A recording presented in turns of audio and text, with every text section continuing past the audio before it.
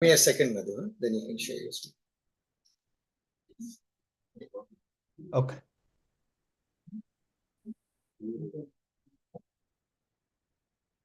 Madhu, please go ahead. Yeah, let me share my screen. Can you see my screen? No, you can't. Yeah, we can. Sorry, I shared the wrong monitor, so let me bring it back again. And I'm going to share it now. Okay. As if you can see it. Okay. Let me go ahead and share this. So this is what I did. I did the E2B cookbook. It's kind of directly interacting with your own GitHub. So that's what I did. It required setting up your own API key and so on and so forth. So these are the instructions. I cloned the repository and I bought in poetry. I didn't have the poetry installed, so I had to install poetry there. And then I basically ran this. And there are some examples. And this is where I had to include the API keys that I had challenges with. So there is an API key directly with E2B. And also there is an API key from OpenAI because it's almost bringing in the GPT-4 for interaction. So you can literally communicate with your GitHub library for whatever that you want to learn about. So this is how it looks like. Once I don't know what happened in here, but this is how it looks like once you have the I don't know what happened here, Asif, but let me just may have timed out or something. Okay, just interrupted it. So I'm gonna rerun this, see what happens. Okay, so you see this is basically it's an AI developer. The one thing that you're doing, you're literally syncing up your GitHub libraries, whatever the repositories that you have in your own GitHub, you have to authenticate that. So it basically asking me to go into my GitHub and authenticate, which I'm going to do it in a different monitor, so you will not see this.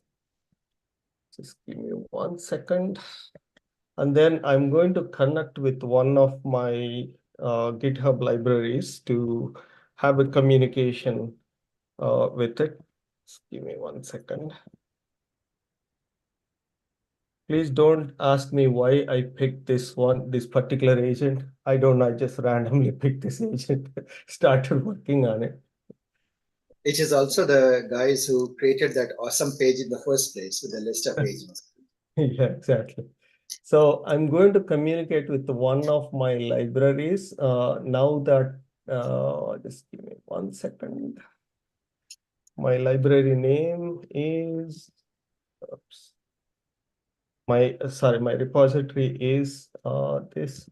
This is one of my PhD projects that I have, a wonderful code in here. All right, so it has cloned it, and now I can basically interactively, check the things, whatever I want from that library standpoint. So I'm going to ask which language code is this?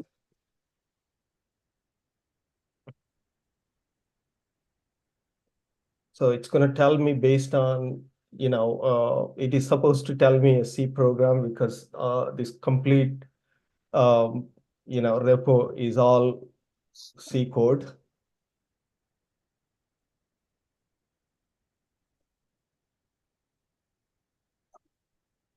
The only thing that I did not kind of like this is because it's going through too many hops in the context of there are 3 different API keys that I needed to plug in there.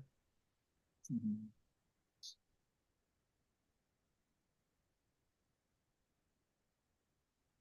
but there's a lot of customization that we could do. Again, the limited time, I just wanted to bring this agent locally and start interacting it, and so on and so forth. Thread is finished. I don't know where it found. It did say that question before. Which language code is this? So literally you can interact with with your own GitHub library. So whatever the way that you want, that's what this agent is about. I don't know why it didn't say C program, because it did say it before. So Madhu, can you check in code from here with the command? Yeah. Is it in my code? Yeah. Okay. Absolutely. You can do anything that you want to do, like you would do with your own Git command. So it's almost like programmer friendly, helping you with all that good stuff. As you can see, it is giving me, one file change, one insert, 7 deletes, XYZ and all that good stuff. So yeah. Anyway, he did not give me that, but the thing is, No, it is there to the response.md file. So it has produced a response.md file that you should look for. Okay, it sounds like it did. So let me check if my response.md file is in there in that. I don't want to take up too much of YouTube time, but the bottom line is that this is the agent that will help you to literally interact with your own code and with your own GitHub repository, and you don't have to type in any of those GitHub commands, and you can continue to basically use the GitHub, and also you can interact with your own code is what. Can you ask it a question? Yeah. Can you report on the cyclometric complexity of the code? Just as an example, let's give it a slightly harder task. Can you report on the cyclometric complexity of the code?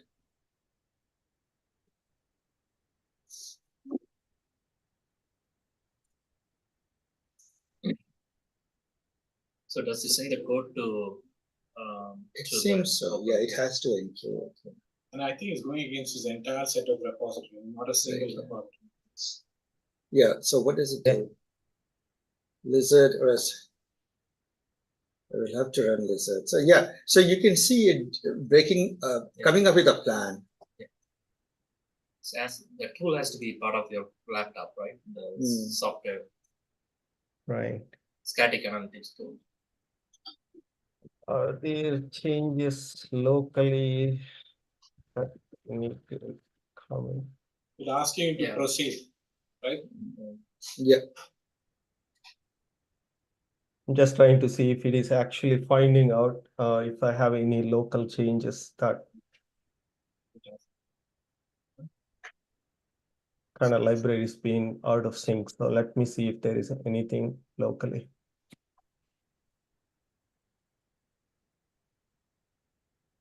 Again, I literally don't know that. No, this is good. Actually, the plan it came out with is correct. Yeah. Okay. So yeah, it does show that it is planning and then acting, which is one of the pillars we talked about in agentic thinking. Right. So right now it used to be a CLI assistant tool, right? At this point. Yes. But you're also thinking. Yeah, exactly. Because it came out with a plan. This 1, 2, 3, 4. I need to do this. Yeah. All right. Nice. Very nice. All right. I'm gonna stop the presenting. Any questions, guys? Yeah. Okay. Nice presentation. Nice tool. Any questions? I literally ran the agent, and I haven't truly looked at the use case part of it yet. So but it seems interesting that we could interact with our own GitHub repository.